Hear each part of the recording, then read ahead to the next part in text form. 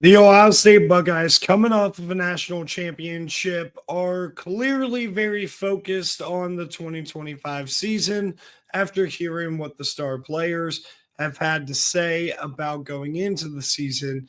Will Ohio State have a legitimate shot, though, to repeat as national champions? I am Colin Bashing, your host here at Bash the CFB Show. You can find me over here at TikTok, on TikTok at Bash the CFB Show. But with that being said, hey, if you like the video and subscribe for more college football content. Comment down below what you think of what I would argue is a very polarizing Ohio State Buckeye team. Let's talk about 2024 very briefly here. We all know the story with Ohio State from a year ago. The loss to Oregon, certainly not bad, and really it was good film for Ohio State's defense to play at a better level. But what happened against Michigan was a disaster, and it felt like the sky was falling in Columbus. But then in the playoff run, they just got it completely turned around. Dominate against Tennessee, dominate against Oregon, was able to beat Texas in Texas, and then they win the national championship over Notre Dame. And finally, Ryan Day is an active coach who has a national championship ring, but he still has one struggle. That is beating Michigan. We'll address that later in the video. But for now, we're going to talk about the Ohio State roster. There's a lot to talk about because I feel like there's a lot of narratives out there about just simply Ohio State lost too much, all this. But I'm going to sell you guys this case here. I think this Ohio State team is a lot more like 2022 Georgia than they would be 2024 Michigan as far as coming off of a national championship and how you could respond from that national championship run. See, when I look at Ohio State, the first thing that I'm going to highlight here is that they do bring back one of, if not the best player in college football, in Jeremiah Smith at wide receiver. There's a lot of confidence on this offensive line, too. See, they lost their first round left tackle well before the playoff against Oregon, and they lost their starting center as well, a captain on the team, against Indiana. And without those two guys, who you would argue at points last year, probably the best two offensive linemen on the team, they were able to do what they did in the playoff. Now you look at Ohio State and it's like, all right, they lose Donovan Jackson, but other than that, everybody from that playoff run is back on the offensive line. What is going to be their solution at left tackle? Well, it's very clear after listening to Ryan Day and all this talk that Austin Sareveld is going to start at left tackle, and it sounds like they are tremendously high. Like, I've never heard Ryan Day talk about a football player in camp the way that he's talking about Austin Sareveld. They're raving about him. They think he's awesome, and the rest of this O-line should be pretty dang awesome. I mean, Luke Montgomery showed to be a really good player in the playoff. Carson Hinsman has shown tremendous growth at the center spot.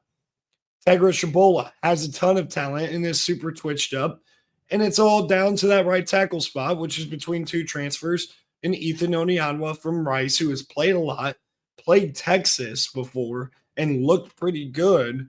And then Philip Daniels, the cousin of Paris Johnson Jr., transferring in from Minnesota, having very few starts, but a lot of talent, who has taken a big leap this offseason. The big question everybody wants to ask: quarterback. And I think Lincoln Keenholz will hold off on the backup spot for a little while because I think Tavian St. Clair is pushing. Wait, you're talking about this fake battle. No, Julian Sayin is the starter. Yes, I hope I fixed some of you guys out. Julian Sayin is the starter. He has been the starter, and they're essentially making it a competition to try to get the best out of Julian Sayin. I believe Notre Dame is doing the same thing with CJ Carr, though I have heard some language or some talk about Kenny Minchie that I kind of have to believe it to see it. Like, he was compared to Caleb Williams. That's kind of wild by the coaches over there at Notre Dame.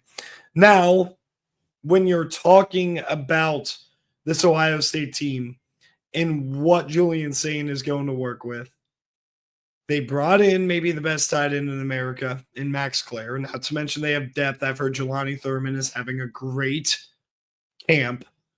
And then they also have a really good running back in James Peoples. The running back room is not going to be Travion Henderson and Quinshawn Judkins. That's very obvious. James Peoples, from everything that I've heard, is really shining right now.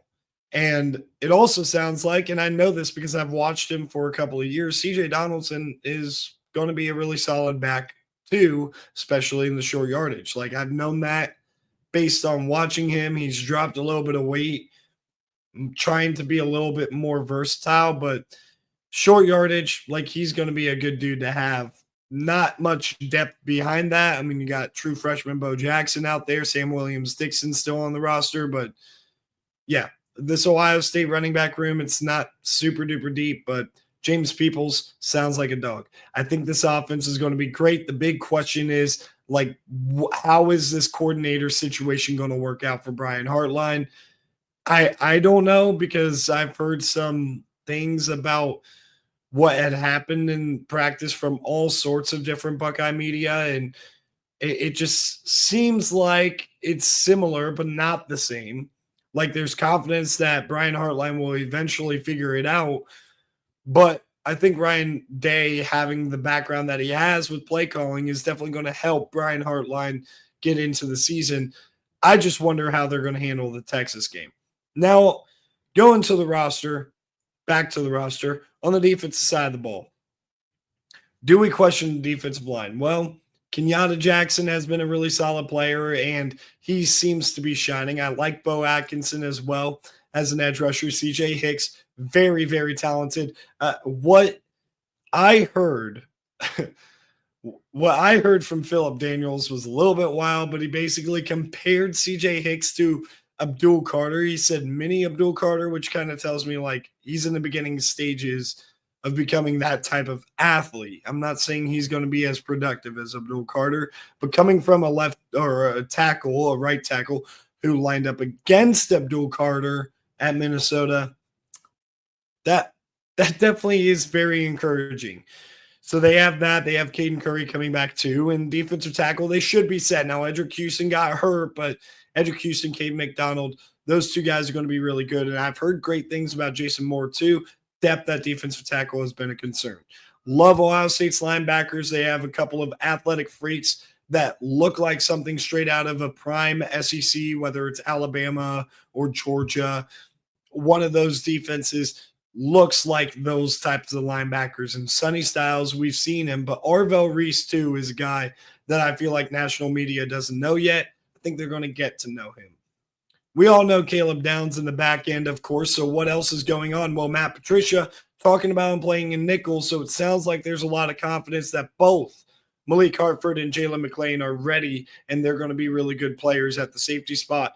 Love the cornerback room too. I mean, like, I'm not trying to glaze Ohio State over here, but I think everybody is forgetting how good this team really could be in 2025 simply because of all the experience that they lost in 2024. The talent is there. It's rich with talent.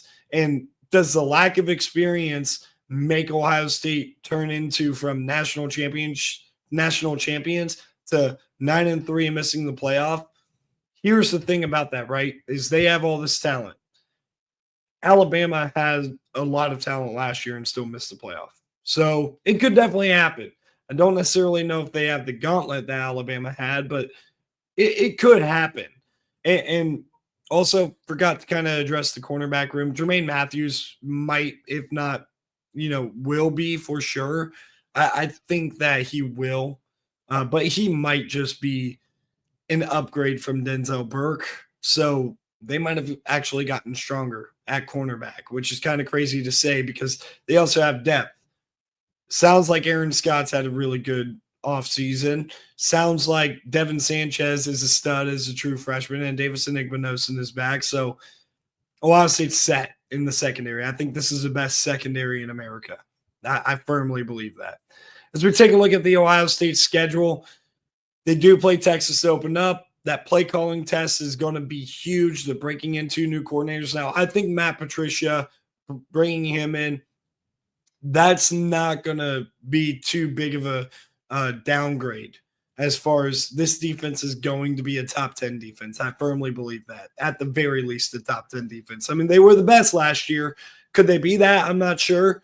That's kind of hard to say. Oh, yeah, this is going to be the best defense in America. They were probably, especially after the Oregon game, the first one, they were probably the best defense in America last year. And I don't think I'm going to get a lot of disagreement there.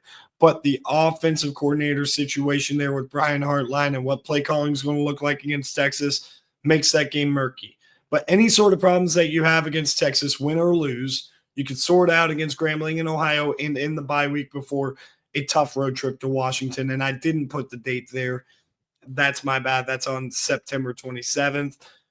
Minnesota, Illinois. Illinois, again, going to be a tough road trip. But the fact that it's the first of the two back-to-back road games makes me a little bit less nervous for Buckeye fans that could be a trap spot. Like, I think Wisconsin could be more of a trap spot, but will Wisconsin be good enough to actually be able to pull it off?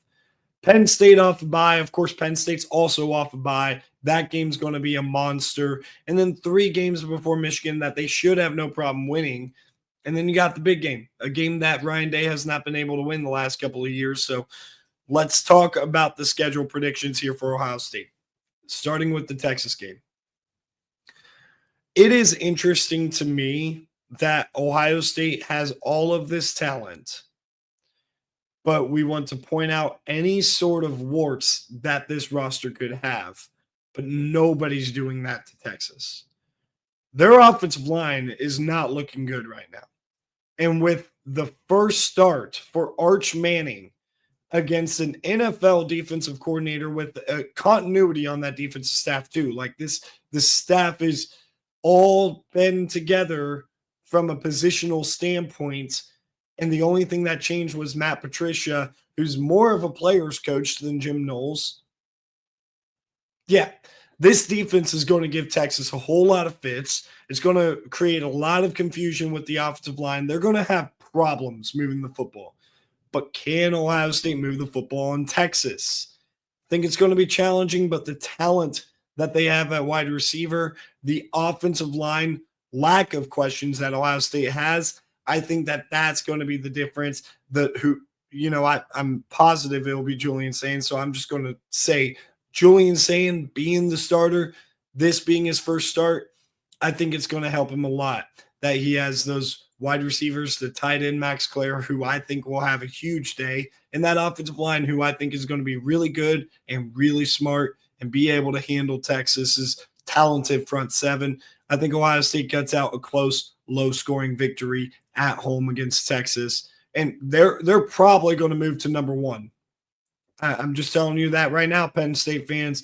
If Ohio State beats Texas, they're number 3. They're probably going to move up to 1 while you take care of Nevada. Grambling and Ohio are both going to be victories. Ohio, of course, replacing Tim Albin. They ended up promoting from within. So we'll see how Ohio looks this year. Certainly not going to be good enough to compete with Ohio State. At Washington off the bye is a game that makes me super duper nervous here. This Washington team is going to be very talented, at least at the top end. I am curious to see, though, if this defense will be good enough. I think that this could be a big statement game for the Ohio State offense because I think this could be the game that Matt Patricia in this defense really struggles. And I think that Ohio State is going to be able to gut out a victory that's going to be a little bit of a shootout, a little bit higher scoring. I think they're going to win because of the offensive firepower that Ohio State has. Minnesota coming back home, that's going to be a little bit of a tough game because it's a sandwich spot. Minnesota is a gutsy team. They have kept it close with Ohio State before, some really good Ohio State teams in the shoe, but they've never been able to get over the top. I don't think they're going to be able to get over the top. I wouldn't be surprised if this game is close at the very least at halftime. So I got Ohio State beating Minnesota, but this is going to be an interesting game to watch out for because it's sandwiched between those road trips that you have at Washington and at Illinois. Illinois.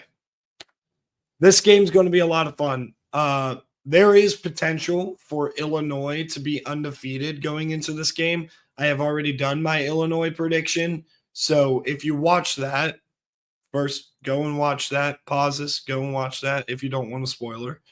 I do not have Illinois being undefeated, which could make this a little bit more of a dangerous road spot. I just don't think, even with all the experience, Illinois has enough talent to beat this Ohio State team. I am taking Ohio State to go on the road and improve to 6-0. Going to Wisconsin.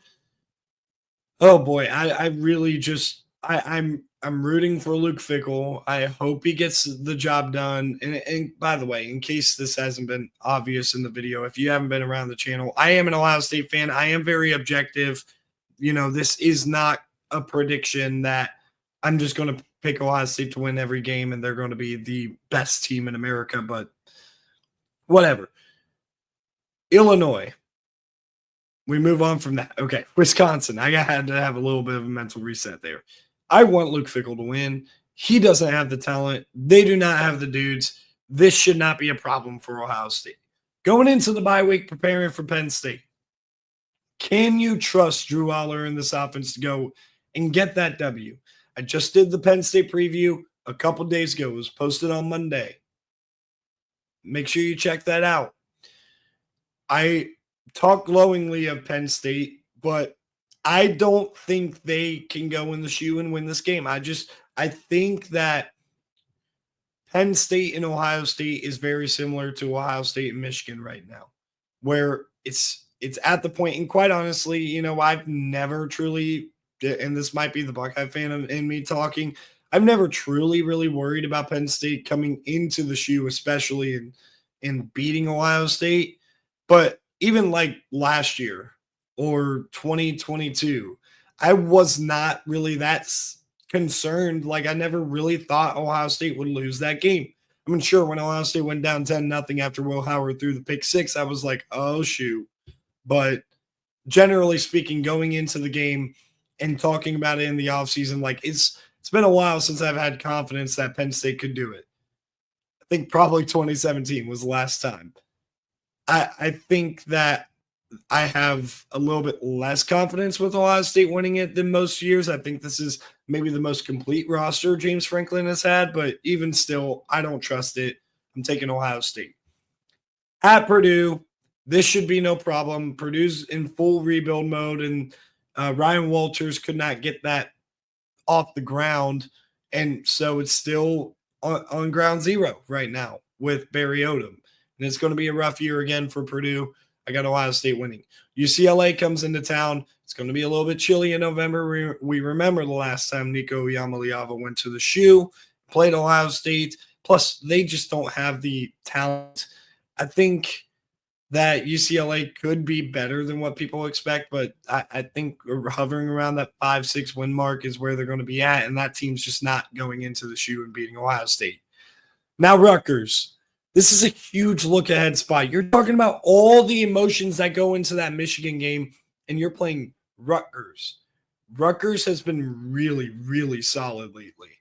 This defense is going to give Ohio State fits with the look-ahead spot. This is going to be a game that is going to be really close, that Ohio State's going to have to gut out late, and I think they will. But, man, Rutgers is going to give Ohio State a game. Now, does Ohio State do it? Can they finally beat Michigan after this 4-year run that Michigan has had? Just like I said with Penn State. Buckeye fans, you're going to hate me. There's a reason why I didn't put on my Buckeye gear for this video, because I knew how it was going to end. I cannot trust that Ohio State is going to win that game in Ann Arbor. They got to show me. They got to show me. Just like Penn State has to show me that they can win in Columbus, they could beat Ohio State. Michigan has to, Ohio State has to show me they can beat Michigan. They can get rid of this Michigan problem. Until then, until they actually do it, I'm not going to have the belief that Ohio State can. So I got them going 11-1, 8-1 in conference. I think this team is going to be very elite. I think this is going to be really close to a wire-to-wire number one team in America. I know there are going to be arguments about some SEC team that's going to listen, don't care about the narratives. I think there's a very good chance that if Ohio State does do what I think they're going to do and beat Texas week 1, They're going to be number 1 from week 2 all the way until that Michigan game. And I think they fall to Michigan. But you know what that could set up? And it doesn't sort through tiebreakers because Penn State was 8-1 in conference. Michigan was 8-1 in conference. We did all those previews, right? This could potentially set up for what we've been kind of thinking about ever since Leaders versus Legends, the potential of an Ohio State versus Michigan Big Ten championship. So we'll see what the Big Ten championship is as the tiebreakers sort out. Through my standings, I'll give my full Big Ten previews, but there you go. Ohio State 11-1, losing to Michigan for a 5th year in a row. Thank you guys for tuning in. Really appreciate it. I'll see you guys in the next video.